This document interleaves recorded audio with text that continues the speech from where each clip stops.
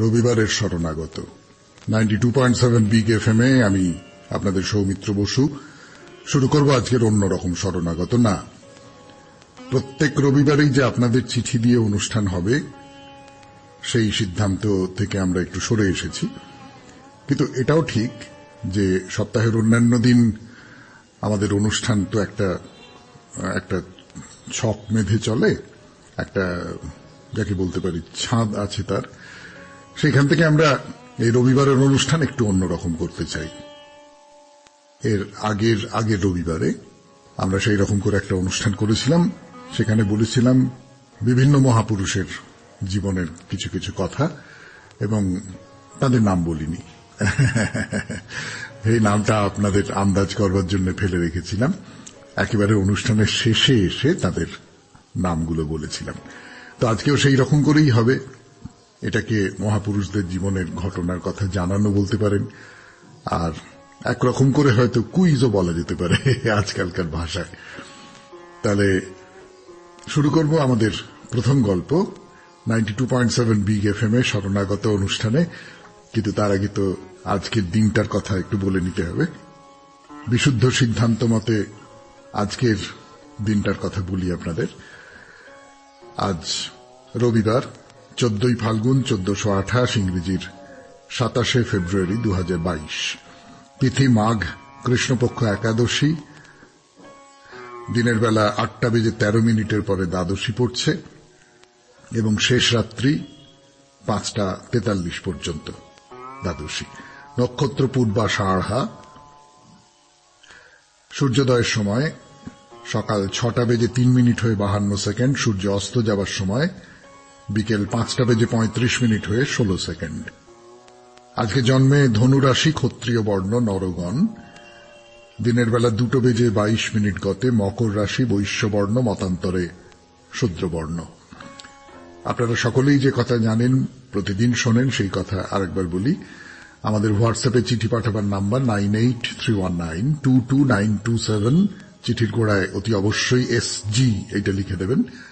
আর আমাদের যে ফেসবুকটি আছে তার নাম শরণাগত সৌমিত্র, SHARANAGATA শরণাগত, SOUMITR সৌমিত্র। প্রত্যেক সোম, বুধ আর শুক্রবার রাত 9:30টার সময় এই শরণাগত সৌমিত্র পাতা থেকে আপনাদের সৌমিত্র বসু বেরিয়ে আসে, সশরীরে বেরিয়ে আসে এবং আপনাদের সঙ্গে গল্প করে। সেই গল্পে আপনারা অনেকে আসেন, আপনাদের সকলকে স্বাগত। এরপর তাহলে আমাদের যারা মহান সাধক এই দেশের, তাদেরকে নিয়ে দুটো চারটে গল্প কথা বলবো আপনাদের, কিন্তু সাধকদের নাম বলবো না। এখন একটু গান শুনি, গানের পর প্রথম গল্প। তার নাম তো বলবো না, কিন্তু এইটা বলবো যে তিনি খুব বড় মাপের সাধক। আমাদের দেশের যারা খুব মহান সাধক, খুব বড় মাপের সাধক, তাদের মধ্যে তিনি অন্যতম। তার কম বয়সের একটা ঘটনার কথা শোনাই আপনাদের। সেই সাধক, তখন তার বয়স কম, নর্মদার তীর ধরে তিনি হাঁটতে হাঁটতে হাঁটতে হাঁটতে চলেছেন এবং সেটা এক দিনের হাঁটা নয়, দীর্ঘদিন ধরে তার এই পদযাত্রা চলছে। প্রায় 4 বছর ধরে নর্মদার যে উৎসমুখে অমরকণ্টক, সে তো মহাতীর্থ, সেখান থেকে তিনি যাত্রা শুরু করেছেন। সমুদ্র সঙ্গম ঘুরে আবার সেই আগের জায়গায় ফিরে যাবেন, সেই অমরকণ্টকে, তবে তার যাত্রা শেষ হবে। এই হলো তার যাকে বলে পরিকল্পনা। এবং নর্মদার ধারে আপনারা জানেন, সেই বিখ্যাত বইয়ের কথা আপনারা জানেন, পুণ্যভূমি নর্মদা। প্রচুর সাধু সন্ন্যাসী চলেছেন, তিনিও চলেছেন। কখনো কখনো একা হয়ে যান, কখনো অন্য সাধুদের সঙ্গে কথা বলতে বলতে যান। নানান ঘাটে তিনি স্নান করেন, ধ্যান করেন, ভজন করেন, এই সমস্ত করতে করতে করতে করতে যাচ্ছেন। তো বেলা সেদিন প্রায় পড়ে এসেছে, সন্ধ্যের আর বেশি দেরি নেই, অন্ধকার হয়ে এসেছে। তো সেই যে তরুণ সন্ন্যাসী, তার চোখে পড়ল কাছেই নদীর ধারে একটা ছোট্ট পাতার কুটির রয়েছে। একদম নির্জন, চারপাশটা, কোথাও কেউ নেই। তো মনে হলো যে এরকম একটা বিজন জায়গার মধ্যে একটা কুটির বেঁধে কে থাকে। নিশ্চয়ই কোনো সাধু সন্ন্যাসী থাকেন, কিন্তু কুটিরে তো কেউ নেই। তাহলে হয়তো সাধন ভজনের জন্য কুটির বেঁধে আছেন, কিন্তু আপাতত অন্য কোথাও গেছেন। তো এই তরুণ সাধুটিকে কুটিরটা যেন হাতছানি দিয়ে ডাকছে। উনি পায়ে পায়ে এগিয়ে গেলেন সেই কুটিরের দিকে, কুটিরের ভেতরে ঢুকে দাঁড়ালেন। আর তখন একটা অদ্ভুত অভিজ্ঞতা হলো তার। সেই অভিজ্ঞতা বলবার জন্য ফিরে আসবে আপনাদের সৌমিত্র বসু 92.7 বিগ FM এ শরণাগত অনুষ্ঠানে। কিন্তু আপাতত একটু গান শুনব। সেই কুটিরের মধ্যে সন্ন্যাসী ঢুকলেন, আর সন্ন্যাসী ঢোকার পর তার একটা অদ্ভুত অভিজ্ঞতা হলো। 92.7 বিগ FM এ শরণাগত অনুষ্ঠানে বলছি, এখনো পর্যন্ত নাম না জানা একজন সন্ন্যাসীর কথা। তার নাম আমরা জানতে পারবো আজকের অনুষ্ঠানের শেষে। সেটা কি অভিজ্ঞতা বলুন তো? কিছুই না, সমস্ত মনটা তার ভরে গেল একটা অদ্ভুত আনন্দে। এটিকে স্থান মাহাত্ম্য, তার নিজের সাধন জীবনের কোন বিশেষ ধরনের অনুভূতি, কিছু বুঝতে পারছে না, কিন্তু অসম্ভব একটা অসহ্য প্রায় আনন্দ হচ্ছে তো ভেতর ভেতরে। তো তখন তার মনে হলো যে না, কটা দিন বরং এখানে কাটিয়েই যাই। তো কিছুক্ষণ বিশ্রামের পর কুটিরের এক কোণে আসন বিছিয়ে তিনি ধ্যানে বসেছেন। অল্পক্ষণের মধ্যেই হঠাৎ একটা কাণ্ড ঘটল। তিনি হঠাৎ চোখ মেলে দেখলেন যে একটা বড় সাপ, এবং যে সে সাপ নয়, রাজগোখরো, যে ফনা তুলে তার সামনে দাঁড়িয়ে আছে। সন্ন্যাসীর ভয় টয় নেই, মৃত্যু ভয় তো নেই। এই যে দেহ, এই দেহের যে কোনো মূল্যই নেই তা তিনি খুব ভালো করে জানেন। ফলে তিনি ভয় পেলেন না, তিনি একদৃষ্টে সেই সাপের দিকে তাকিয়ে আছেন। সাপটা কি করল? ফনা তুলেছিল, কিন্তু না, ছোবল মারবার কোনো চেষ্টা করল না। সাপটা বেশ খানিকক্ষণ একদম নিস্পন্দ দেহে স্থির দৃষ্টিতে অনেকক্ষণ সেই তরুণ সাধুর দিকে তাকিয়ে রইল। তারপর আস্তে আস্তে ফনা নামালো। তারপর সেই তরুণ সাধুর চারপাশ ধরে ঘুরতে লাগলো, একবার, দুবার, তিনবার। তারপরে ঘন অরণ্যের মধ্যে কোথায় মিলিয়ে গেল। কি কি সাপ? কেন এসেছিল সে? তার এই আচরণের মানে কি? কিছুই বোঝা যায় না। তো যাই হোক, সেই তরুণ সন্ন্যাসী 3 দিন ধ্যান আর ভজনে কাটালেন। আর প্রত্যেক দিনই আসনে বসবার সময় সেই সাপ তার সামনে আসে এবং 3 বার প্রদক্ষিণ করে এবং চলে যায়, এবং তারপর তিনি সমাধিস্থ হয়ে পড়েন। 3 দিন পর সেই কুটিরের যিনি সন্ন্যাসী, সেই কুটির যার, তিনি ফিরে এলেন। ফিরে আসতে যে এই যে অতিথি সন্ন্যাসী, তিনি তার সঙ্গে মিলন হলো, সোৎসাহে অভ্যর্থনা জানালেন, আসুন আসুন আসুন আসুন ইত্যাদি। আপনি কতদিন ধরে আছেন, কিছু কোনো অসুবিধা হয়নি তো, কি অভিজ্ঞতা, ইত্যাদি ইত্যাদি যা হচ্ছে। তখন এই তরুণ সন্ন্যাসী তাকে বললেন যে এই সাপটার কথা বললেন। শুনে এই আশ্রমের যিনি সন্ন্যাসী, তিনি বললেন যে ভাই, কি বলবো, সাধক হিসেবে সত্যি আপনার ভাগ্যের কোনো সীমা নেই। গত 12 বছর ধরে এই সাপের দর্শনের আশায়, এই নাগ প্রবরের দর্শনের আশায় আমি বসে আছি কুটির বেঁধে। হয়তো পূর্বজন্মের তেমন স্বীকৃতি নেই, তাই তার দর্শন আজ অব্দি ঘটে ওঠেনি। আসলে ইনি হচ্ছেন এক অসামান্য মহাপুরুষ, স্বেচ্ছায় সাপের আকার ধরে বিচরণ করছেন সাধকদের কৃপা করবার জন্য। আপনি 3 দিনের ভেতরে এর কৃপা লাভ করলেন। কি করে করলেন? আমার কাছে এটা একটা রহস্য হয়ে রইল। সাধকদের কাছে যেটা সহজ, আমাদের কাছে সেটা রহস্য হয়ে থাকতেই পারে। না, তার নাম বলবো না, তার নাম বলবো একেবারে শেষে। চলে যাব পরের গল্পে 92.7 বিগ FM এ শরণাগত অনুষ্ঠানে। আমি আছি আপনাদের সঙ্গে, আপনাদের সৌমিত্র বসু, আর আছেন ভারতের সাধকেরা। ভারতের সাধকদের কথা বলছিলাম আপনাদের। তাদের কাহিনী শোনাচ্ছিলাম 92.7 বিগ এফএম এ শরণাগত অনুষ্ঠানে। আমি আপনাদের সৌমিত্র বসু।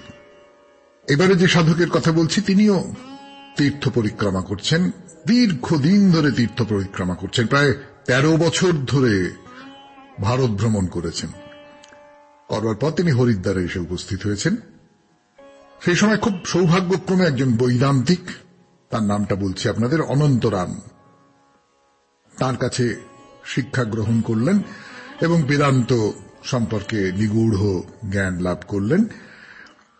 তারপরে কাশীতে চলে গেলেন। কাশী তাকে ডাকছিল। কাশীতে গিয়ে গঙ্গার তটে পৌঁছে এইবারে খুব কঠোর সন্ন্যাস অবলম্বন করলেন। অসম্ভব কৃচ্ছ ব্রত যাকে বলে। খাওয়া দাওয়া সমস্ত কিছু পরিত্যাগ করেছেন। গঙ্গার যে বালুতট, তখনকার কাশীর কথা বলছি, এখনকার মতন সে শহর নয়, অনেক কাল আগের কথা।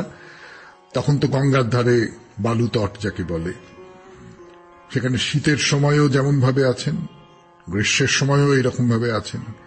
শীত গ্রীষ্ম কোনো কিছুকেই পরোয়া করছেন না। দিনরাত ইষ্ট ধ্যান করছেন। মুক্তির সাধনায় সিদ্ধ হবার জন্য তখন তিনি একেবারে জীবন পণ করে তপস্যায় বসেছেন। শীতের সময় সম্পূর্ণ বিবস্ত্র দেহে জলের উপরে একখণ্ড কাঠের মতো ভেসে বেড়াতেন। প্রচন্ড গ্রীষ্মের সময় বালি যখন ভীষণ তেতে গেছে তার উপর শুয়ে থাকতেন, শুয়ে ধ্যান করতেন। এবং এই সময় কেউ তাকে কোনো রকম আহার করতে দেখেনি। যদি কেউ ভক্তি করে, অনেক সময় হয়তো সাধু সন্ন্যাসীকে দেখে ভক্তি করে কোনো মানুষ কিছু খাবার দাবার দিয়ে গেল, তিনি একবার সেই খাবার দাবারগুলোর দিকে তাকাতেন, তারপর হাসতেন, হেসে সেইখান থেকে চলে যেতেন। ক্রমে তিনি এত রোগা হয়ে পড়লেন যে সেখান থেকে উঠতে পর্যন্ত পারতেন না, নড়াচড়া করতে পারতেন না, সেই অবস্থায় সমাধিস্থ থাকতেন। ফলে এই যে সন্ন্যাসী, এই সন্ন্যাসীর কথা চারপাশে ছড়িয়ে পড়তে লাগলো, চারপাশে ভিড় ভাট্টা ইত্যাদি ইত্যাদি। তো এরপর দুর্গাবাড়ির কাছে আনন্দবাগে তিনি তার আসন স্থাপন করলেন। এই যে বাগানটা, এর মালিক হচ্ছেন আমেঠির রাজা। আমেঠির রাজাই তাকে ডেকে নিয়ে গিয়েছিলেন, মিনতি করে নিয়ে গিয়েছিলেন। কিন্তু স্বামীজি বলে দিয়েছিলেন যে এখানে কোনো দর্শনার্থীকে প্রবেশ করতে দেওয়া যাবে না। এই যে সাধু সন্ন্যাসী, তার কথা বলবো আপনাদের 92.7 বিগ এফএম এ শরণাগত অনুষ্ঠানে। আপনি শুনুন আর ভাবতে থাকুন কার কথা বলছি। যে সন্ন্যাসীর কথা বলছি তাকে আমেঠির রাজা তো তার নিজের বাগান বাড়িতে রেখে দিয়েছেন, কারুর প্রবেশ নিষেধ সেখানে। কিন্তু রাজামশাইয়ের মনে হলো যে এই সন্ন্যাসীকে একটু পরীক্ষা করা দরকার। 92.7 বিগ এফএম এর শরণাগত অনুষ্ঠানে এখন আপনাদের শোনাবো সেই পরীক্ষা করার কাহিনী। তো রাজা কি করলেন? রাজা কয়েকজন রূপসী গণিকাকে নিযুক্ত করলেন। বলা হলো যে কোনো ভাবে হোক স্বামীরা তো রাজি। আপনারা তো জানেন যুগে যুগে উর্বশী, রম্ভা, এরা সব এই কাজই করে এসেছে। তো সেখানেও দেবরাজ পাঠাতেন তাদের, আর এখানেও আমেঠির রাজা পাঠিয়েছেন। গভীর রাত্রির বেলায় মেয়েদের সেই আনন্দবাগ সেখানে প্রবেশ করিয়ে দেওয়া হলো। আর রাজা কাছেই একটা ঝোপের আড়ালে একদম চুপ করে লুকিয়ে রইলেন। স্বামীজি তখন ধ্যানমগ্ন। ওই যে মেয়েগুলো তারা দরজার কাছে আসছে আবার ফিরে যাচ্ছে, আসছে আর ফিরে যাচ্ছে, মানে ওই যে ধ্যান করছেন সেই মূর্তির মধ্যে তারা কি দেখছে তার ফলে কিছুতেই কাছে যেতে পারছে না, মানে বুকের মধ্যে ধুকপুক ধুকপুক করছে। রাত্রি প্রায় শেষ হয়ে আসছে। এমন সময় স্বামীজির ধ্যান ভঙ্গ হল। তখন মেয়েরা উঁকি ঝুঁকি মারছে আর কি। তো স্বামীজি বললেন, যদি বিন্দুমাত্র প্রাণের মায়া থাকে এই মুহূর্তে তোমরা স্থান ত্যাগ করে যাও। মেয়েরা তক্ষুনি পালালো। একজন খানিকটা সাহস সঞ্চয় করে দাঁড়িয়ে রইল। তো ওই যে মেয়েটি, সাহসী মেয়েটি, সে হঠাৎ চিৎকার করে উঠল। কোথা থেকে একটা বিরাট সাপ এসে তার দুটো পা একেবারে বেড় দিয়ে ধরেছে। মেয়েটা চিৎকার করছে। স্বামীজি নির্বিকার ভাবে তার ঘর থেকে অন্যদিকে চলে গেলেন। তো রাজামশাই তো বুকের মধ্যে একবারে কেঁপে উঠেছে। তিনিও সেই মেয়েটাকে সেই অবস্থায় ফেলে রেখে দৌড়ে পালিয়ে গেলেন। সেই মেয়েটা সারা রাত ওই পায়ে সাপ জড়ানো অবস্থায় ওইখানে দাঁড়িয়ে রইল। পরদিন সকাল হলো, সাপটা বেরিয়ে চলে গেল। বলতে পারেন কার গল্প বললাম? 92.7 বিগ এফএম এ শরণাগত অনুষ্ঠানে শুনছেন রবিবারের শরণাগত। আমি আছি আপনাদের সঙ্গে, আপনাদের সৌমিত্র বসু। ফিরে এলাম গানের পর 92.7 বিগ এফএম এ শরণাগত অনুষ্ঠানে। বলবো আর এক সাধকের কথা। খুবই বিখ্যাত তিনি, খুবই আমরা সবাই তার নাম জানি আর কি। খুবই বড় মাপের সাধক, খুবই কঠোর সাধনার জন্য তার প্রসিদ্ধি আছে, ইত্যাদি ইত্যাদি ইত্যাদি। কিন্তু নামটা তো বলবো না, নামটা তো বলবো একেবারে শেষে। তাহলে শোনাই আপনাদের উত্তরাখণ্ডের ঘটনা। প্রচন্ড ঠান্ডা, প্রচন্ড ঠান্ডা, শীতকাল। মানে পাহাড়ের চূড়ায় চূড়ায় তুষার পড়েছে, এখন মোটা করে তুষার পড়েছে। ওই যে গাছগুলো আছে চির, দেবদারু, সেখান থেকে টুপটুপ টুপটুপ করে বরফের কণা ঝরে পড়ছে। তো এই প্রচন্ড শীতের মধ্যে ঝুপড়িতে ধুনি জ্বালিয়ে তরুণ সাধু বসে ধ্যান করছেন, অনেকক্ষণ ধরে ধ্যান করছেন, এবং ধ্যান করতে করতে ক্লান্তিতে ঘুমিয়ে পড়েছেন। চালের ফাঁক দিয়ে তো ধুনির ওপর মাঝে মাঝে বরফ পড়ছে, আগুন নিভে গেছে। তখন তো ভয়ঙ্কর ঠান্ডা, বুঝতেই পারছেন আপনারা। তো কি করে ঘুমাবেন? সেই তরুণ সাধু উঠে পড়েছেন, উঠে পড়ে দেখলেন যে আগুন নিভে গেছে। এবারে আগুন জ্বালাবো কি করে? দূরে পাহাড়ি গ্রাম আছে, কিন্তু এই শীতে অত দূরে পাহাড়ি গ্রাম থেকে আগুন নিয়ে আসা তো অসম্ভব। না, কাছাকাছি গুরুদেবের ঝুপড়ি আছে, সেখানে তিনি ধ্যান করছেন। কিন্তু তার কাছ থেকে জ্বলন্ত কয়লা বা কাঠ চাইতে যাওয়া সে তো আরো সাংঘাতিক বিপদের কথা। এবারে রেগে তিনি আগুন হয়ে যাবেন। তুমি ঘুমিয়ে পড়েছিলে, সেই জন্য তোমার ধ্বনি নির্বাপিত হয়েছে, সে অপরাধের জন্য চরম দণ্ড পেতে হবে। কিন্তু এই শীতে তার কাছে না গেলেও তো বিপদ কম নয়, মরে যাবার মতন অবস্থা। তো কোনো মতে সাহস সঞ্চয় করে সেই তরুণ সাধু ওই গুরুদেবের যে ঝুপড়ি তার দরজার সামনে গিয়ে দাঁড়ালেন। দাঁড়িয়ে বললেন যে, গুরুজি, গুরুজি।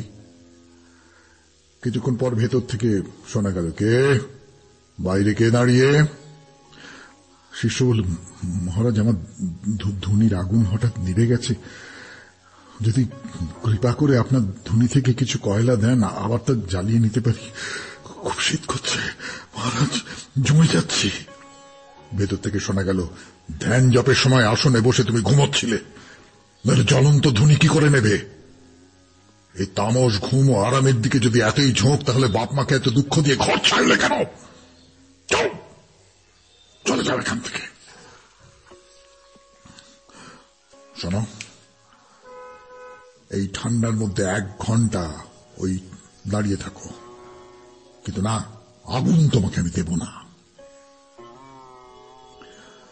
হিমাচলের সেই সুতীব্র শীতে তরুণ সাধু দাঁড়িয়ে রইলেন। আরে মারা যাবার নতুন অবস্থা। এমন সময় ঝুপড়ির দরজাটা হঠাৎ খুলে গেল। গুরুদেব তার আসনে বসে থাকা অবস্থাতেই ভেতর থেকে একখণ্ড জ্বলন্ত কাঠ বাইরে ছিল। ঘটে এই হলো যে সাধুর কথা বলছিলাম আমরা, তার জীবনের অভিজ্ঞতা। এই রকম কষ্টের মধ্যে দিয়ে তাকে তার সাধনার পথ অতিক্রম করতে হয়েছে। ফিরে আসবো তার গল্পে 92.7 বিগ এফএম এ শরণাগত অনুষ্ঠানে। আমি আপনাদের সৌমিত্র বসু। গুরুদেবের সঙ্গে তার সম্পর্ক নিয়ে আর একটা গল্প বলি।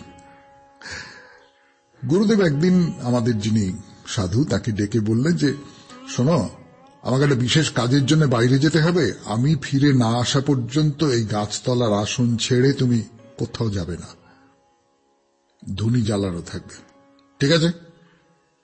ঠিক আছে। গুরুদেব চলে গেলেন, ধুনি জ্বালিয়ে। শিষ্য সেখানে বসে আছে। গেলেন তো গেলেন, দিনের পর দিন চলে যাচ্ছে, গুরুদেবের কিন্তু ফেরবার কোনো লক্ষণ নেই। এ কি পরীক্ষা বলুন তো? কিন্তু গুরুদেব আদেশ করে গেছেন আসন ত্যাগ করা যাবে না।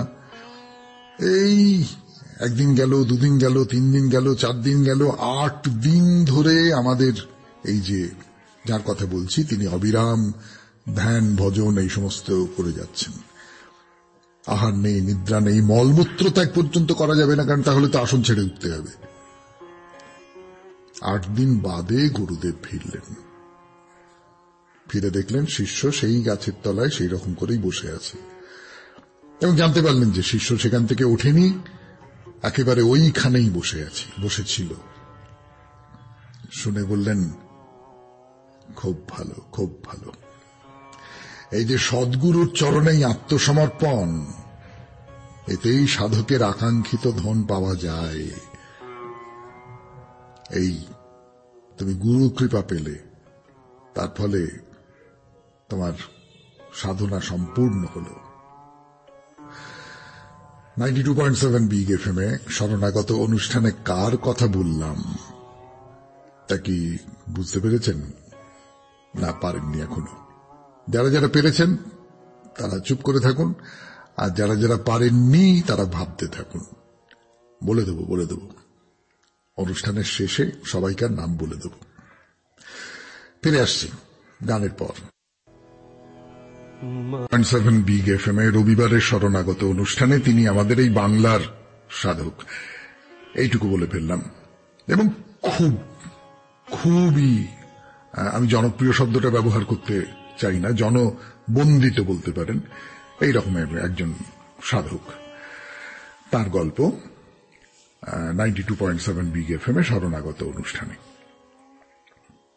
নাটোরের রাজপ্রাসাদে রানী গভীর নিদ্রায় মগ্ন রয়েছেন। হঠাৎ একটা দুঃস্বপ্ন দেখে তার ঘুম ভেঙে গেল। কে?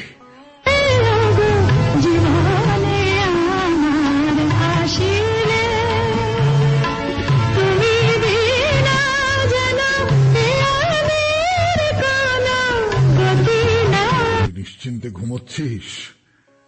হ্যাঁ, আর আমি যে অভুক্ত, আমি যে এখনো পর্যন্ত 4 দিন ধরে উপবাসী, তার কি হবে? না, যুগ যুগান্ত ধরে এই সিদ্ধপীঠে আমি বিরাজ করছি, কিন্তু এবারে দেখছি বিদায় না নিয়ে আর উপায় নেই। আমি 4 দিন ধরে উপোস করে আছি। তো রানী বলছে যে, কি হলো? 4 দিন ধরে উপোস কেন? আপনাকে দেওয়া হয় না, ভোগ দেওয়া হয় না? বলল, এই মন্দিরের পুরোহিত আর তোমার দারোয়ান আমার প্রিয় পুত্রকে নিষ্ঠুরভাবে প্রহার করেছে। সেই সমস্ত আঘাত পড়েছে আমারই গায়ে। দেখ, আমার পিঠে রক্তের দাগ। আর কেন এই প্রহার? মন্দিরে আমার বিগ্রহের কাছে তখন ভোগ নিবেদন করা হয়েছে। তা আমার পাগল ছেলেটাকে ডেকে বললুম যে, আয় আমার সঙ্গে খাবি, আয়। তাই সে মন্দিরে ঢুকে খেতে বসেছিল, এই তার অপরাধ।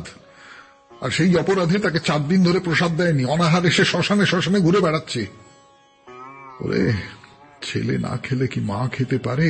সেই জন্য আমিও উপবাসী হয়ে রয়েছি। রানী বললেন, আমি জানতাম না মা, আমি জানতাম না। তুমি ছেড়ে যেও না, তুমি আমার এই রাজ্য ছেড়ে যেও না। আচ্ছা বেশ, যাব না, কিন্তু এখন থেকে ব্যবস্থা কর, রোজ আমার ভোগের আগে আমার ওই যে প্রিয় পুত্র তাকে খেতে দেওয়া হবে। তাই হবে। তোমার ভোগের আগে তোমার ছেলেকে খেতে দেবো মা, তুমি যেও না। তারপর থেকে ওই মন্দিরে ভোগ নিবেদন করবার আগে সেই ছেলেকে খেতে দেওয়া হতো। সকালবেলা দেওয়ানজিকে আহ্বান করে বলা হলো যে এই রকমের একটা ব্যবস্থা করা হোক। এই হলো যার গল্প। তার নামটা আমার নিজের ধারণা, আপনারা সকলেই বুঝতে পারছেন। অনেকগুলো ক্লু দিয়ে দিয়েছি আর কি। যাই হোক, যদি বুঝতে পেরে থাকেন শুনুন। ফিরে আসছি গানের পর 92.7 বিগ এফএম এ শরণাগত অনুষ্ঠানে এই মানুষটির আরেকটি কথা বলবার জন্য। তার আর একটা গল্প বলি 92.7 বিগ এফএম এ শরণাগত অনুষ্ঠানে। এই যে সাধক, এই সাধক তো তখন তো সকলে তাকেই প্রথম খাবার দেওয়া হয়, তারপর পুজো টুজো করা হয়, এরকম তো নিয়ম হয়ে গেল, সব ঠিক আছে। তো আরেকদিন কি করেছেন, সেই যে সাধক তিনি প্রায় ধ্যানের মধ্যে থাকেন, সমাধিতে মগ্ন হয়ে থাকেন, কখনো বাহ্যক জ্ঞানহীন, কখনো একবারে বাচ্চা ছেলের মতন লাফাচ্ছেন, দৌড়চ্ছেন, হৈ হৈ করছেন এবং ভাবনমত্ত হয়ে থাকেন সবসময়।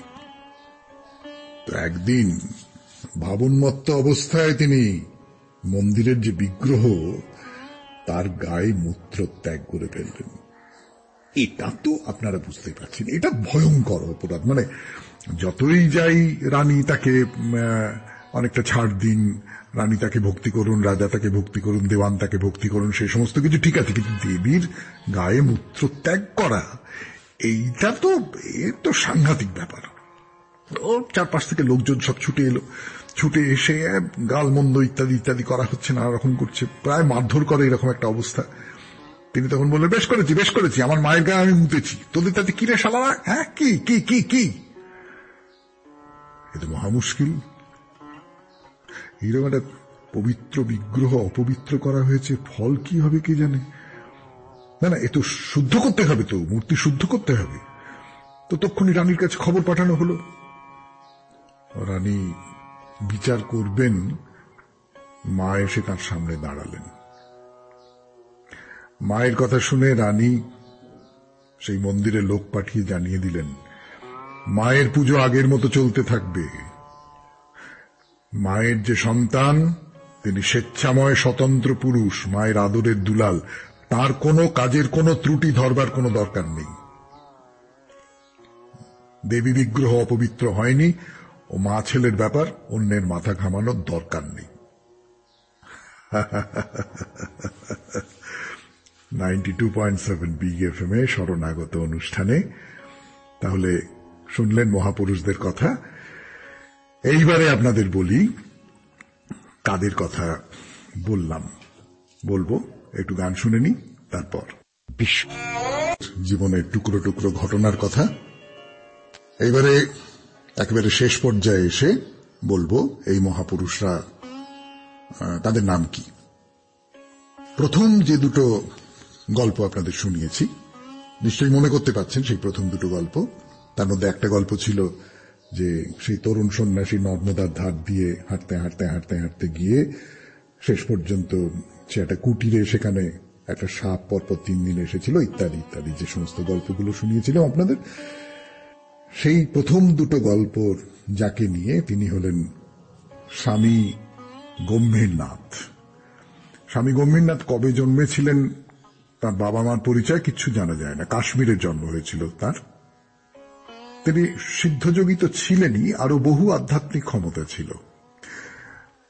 গম্ভীরনাথ নাথ যোগী শাখার সাধক, মারা যান 1917 সালের 21শে মার্চ তারিখে। দ্বিতীয় এবং তৃতীয় গল্প আপনাদের শুনিয়েছিলাম যাকে নিয়ে, তার নাম হল স্বামী ভাস্করানন্দ সরস্বতী। এবারে বলি স্বামী ভাস্করানন্দ সরস্বতীর পরিচয়। তার জন্ম হয়েছিল 1833 খ্রিস্টাব্দে। 1899 খ্রিস্টাব্দে তিনি দেহ রাখেন, অর্থাৎ 19 শতকের একজন খুব বিখ্যাত সন্ন্যাসী।